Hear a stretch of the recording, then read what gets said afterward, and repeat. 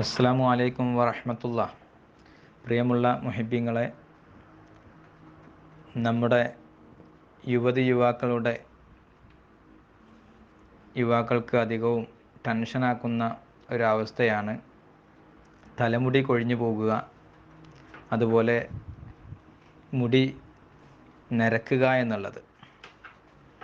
ഇൻഷാ അല്ലാ ഈ പറയുന്ന യോഗം നിങ്ങൾ ശരിക്ക് തയ്യാർ ചെയ്ത് 6 മാസം തുടർച്ചയായിട്ട് ഉപയോഗിക്കുകയാണെങ്കിൽ നല്ല സുന്ദരമായ ഉറക്കവും തലക്ക് നല്ല തണുപ്പും, വരുന്ന മുടി കറുത്ത് വരികയും ചെയ്യും.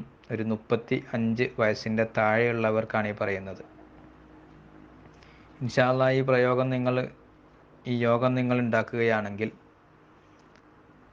അതിവിശിഷ്ടമായ ഒരൊറ്റമൂലി എണ്ണയുടെ കൂട്ടാണ് നിർദ്ദേശിക്കുന്നത്. നരച്ച മുടി കറുക്കുവാൻ വേണ്ടിയിട്ട് 3.5 ലിറ്റർ ശുദ്ധമായ നമ്മൾ തന്നെ ആട്ടിയ വെളിച്ചെണ്ണ, അതിലേക്ക് കഞ്ഞുണ്ണിയുടെ ചാറ് ഒരു 350 ഗ്രാം, ത്രിഫല എന്ന് പറഞ്ഞാൽ കടുക്ക, നെല്ലിക്ക, താണിക്ക, അതൊരു 250.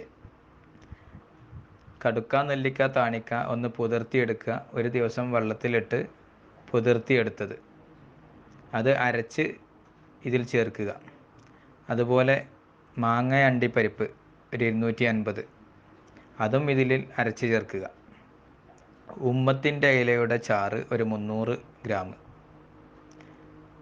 അഞ്ഞണം ഒരു 50 ഗ്രാം. ഇവ തയ്യാർ ചെയ്യേണ്ടത്: വെളിച്ചെണ്ണ 3.5 ലിറ്റർ വെളിച്ചെണ്ണ ഒരു ഇരുമ്പ് പാത്രത്തിൽ